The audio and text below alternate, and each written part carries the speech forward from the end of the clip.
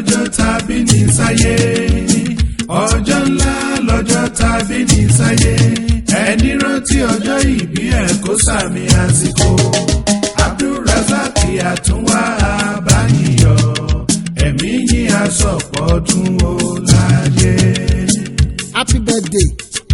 Ọdọọdún là ń rórógbó ọdọọdún là ń rí ọmọ òbí lórí àtẹ aṣojú Odùduwà èyí ló mú wa máa kí olókìkí tí gbogbo dúníyàn ń sápẹ́ wò níbi gbogbo ọmọ yín ni gbajúmọ̀ tí gbogbo yín mọ̀ bí ẹni mowó Abdulrasaq ọmọ Àtúnwá nílé ẹlẹ́wẹ̀ẹ́jù Òkèkèrè Ìlọrin bí Àtúnwá ti nílé bẹ́ẹ̀ ló sì lóko Tèmídire ẹfún ẹbẹ̀rẹ̀ kòdó wọ́ọ̀d níjọba àbílẹ̀ àṣà ìpínlẹ̀ Kwara ní oko Rasaq ọmọ Àtúnwá nǹkan ẹni kì í di méjì kínú ó bí mi ẹ máa bá mi ká lọ gbogbo mùtúmùwà. Barrister Rasaq Àtúnwá wọ́n bí ní ọjọ́ 17 nínú oṣù kẹwàá ọdún 1969 17 October 1969 lọ́tọ̀ omi ayé wò àṣẹ olókìkí èèyàn ni wọ́n bí ní Tèmídire nílé ẹlẹ́wẹ̀ẹ́tù Ìlọrin òkìkí Rasaq Àtúnwá ó sì mi gbogbo òlú lógbòlògbò.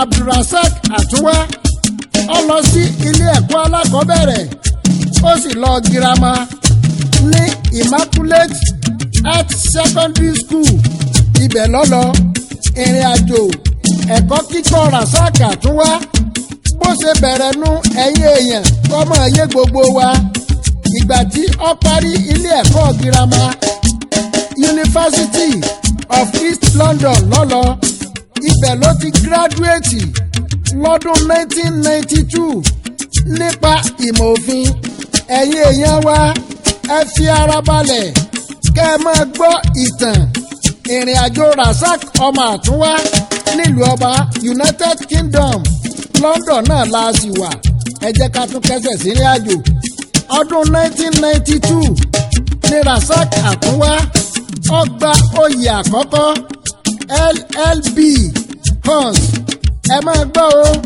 kò tún wá dúró síbẹ̀ ó tún tẹ̀síwájú nípa ẹ̀kọ́ ìmọ̀ òfin nílùú ọba ó gba oyè ẹ̀ẹ̀kejì Master Degree LLM in International Law ní University London ìlú ọba lọ́dún 1993 ọdún 1994 ni wọ́n pè sí ẹnu iṣẹ́ òfin Called to Bar ní England and Wales nínú oṣù kẹwàá ní Inner Temple Inns of Court ṣé ẹ̀ ń gbọ́ àwọn ibi tí Rasaq ti kàwé nílùú ọba àwọn eléyìí yàtọ̀ ó yàtọ̀ sáwọn kùrùǹtù bẹ́ẹ̀ bá ti rí Rasaq Àtúnwá òfin la rí un gbàrà tí wọ́n pè sí ẹnu iṣẹ́ òfin nílùú ọba lọ́gán lọ́bẹ̀rẹ̀ ẹsẹ́ odidi ọdún 11 ló fi ṣiṣẹ́ gẹ́gẹ́ bí agbẹjọ́rò tó yanrantí òfin ìwà ọ̀daràn àti ti gbogbo àgbáyé lọ́kọ́ tó sì ṣe ọ̀pọ̀lọpọ̀ àṣeyọrí nípa rẹ̀ gbogbo ẹjọ́ tí Abdulrasaq ọmọ Àtúnwá rò látìgbà náà títí di àsìkò yìí gbogbo ẹ̀ ló wíìnì. 1998 ni Rasaq Àtúnwá ti ń ṣe òṣèlú bẹ́ẹ̀ bá mọ̀ kẹ́ẹ̀yà gbọ́sétí ọjọ́ rẹ̀ ti pẹ́ nínú ọ̀rọ̀ òṣèlú. Àtúnwá ni alága ẹgbẹ́ APP nílùú ọba ẹ̀ka ti ìpínlẹ̀ Kwara lábẹ́ ìdarí olóògbé bàbá wa Olúṣọlá Sàràkí kí Ọlọ́run ó dẹlẹ̀ fáwọn èèyàn rẹ̀ ọdún 2005 lọ padà sí Nàìjíríà. èyí pọ́dún jẹ́ o èèmà ìpọ́dún jẹ́ o. Àkàlàmàgbò èyí pọ́dún jẹ́ o. ó mà ní kú léwé o ó ní kú léwé o Àtúnwá. Àkàlàmàgbò èyí pọ́dún jẹ́ o. àṣeyí ṣàmọ́dún ni o àṣàmọ́dún sẹ̀mí fún gbogbo wa. Àkàlà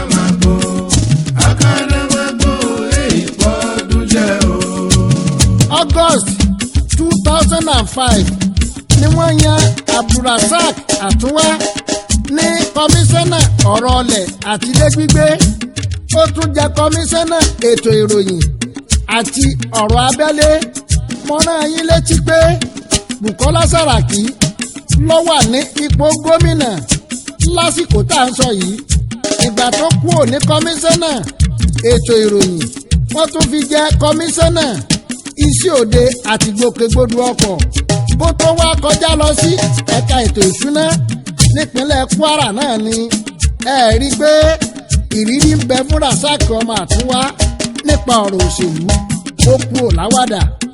Ọdún 2011 ló jẹ́ ọ̀nàrẹ́bù tó ń sojú Owódé Oníre níjọba àbílẹ̀ àṣà nílé aṣòfin ìpínlẹ̀ Kwara. Ìgbà tó débẹ̀ ni wọ́n bá panu pọ̀, wọ́n yàn ní abẹnuganlé láì ní alátakò kankan.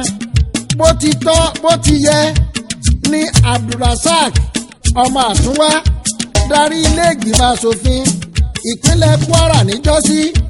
Ìgbà tó di ọdún 2015 ni wọ́n bá tún dìbò yàn ní aṣojúṣòfin tó ṣojú Ìlọrin West àti ìjọba àbílẹ̀ àṣà nílé aṣojúṣòfin ìgboro Àbújá.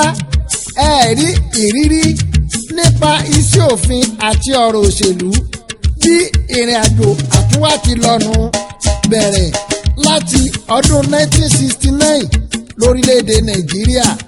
Congratulations Abdulrasaq ọmọ Àtúnwá, 51 years.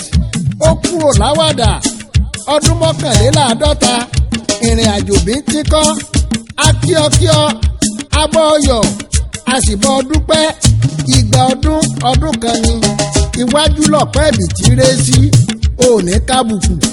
Rasaq Àtúnwá tá à ń sọ̀rọ̀ rẹ̀ yìí nípa kí èèyàn láwọ́. Àtúnwá láwọ́ dáadáa, ó sì kó èèyàn mọ́ra, kò ní kankan ń bà rárá, kì í fojú pààyàn rẹ́, tẹ̀nítọ́ yàyà níbi ìṣòun gbogbo, kì í bínú kì í jà.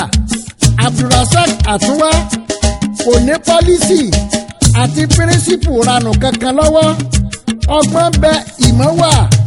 Àtúnwá wàm bí bá ń ṣoore fún Kẹ́hìndé kò ní jẹ́ kí Táyé ọgbọ́. Àwòkọ́ṣe rere lọ́jẹ́ nínú olóṣèlú tí kì í tẹ̀yàn. Àtúnwá ò ṣe tanù láwùjọ. Abdulrasaq ọmọ Àtúnwá máa wọlé káàbọ̀. Akí Emir tìlú Ìlọrin Dr. Ibrahim Sulu Gambari Ṣéwù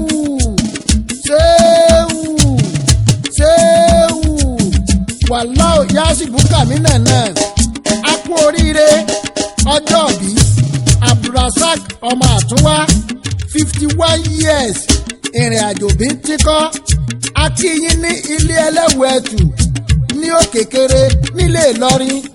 A kí yín ní Tèmídire ẹ̀fọ́ ẹ̀bẹ̀rẹ̀ kòdó wọ̀ níjọba àbílẹ̀ àṣà. Gbogbo ọmọ Kwara pátápátá là á kí. Bí a bá wá bọ́jú bọ́mú tán, àgbọ̀nsalẹ̀ là á parí ẹ̀ sí. Ó kí former Senate President the leader Senator Abubakar Bùkọ́lá Sàràkí. Eégún jégún lọ èèyàn jù yẹn lọ, máa báṣẹ̀ rẹ lọ. Tọ́mọ eku ló lé ọmọ ejò ní rí bàlàlà. Ẹni tó bá ní kọ́ ọmọ bọ̀ ló ní dé bá lé. Iná juná lọ, iná orí ẹkùn tí sẹ̀rù bọdẹ. Ìrìn lásán ló ń rìn, eré làwọn ọ̀tá ń sá. Bùkọ́lá Sàràkí àràpàjogì apapa láìláì. Aṣojú Odùduwà lórúkọ tèmi. Ká tún gbọ́ra wa nígbà míì. Ẹ kú oríire.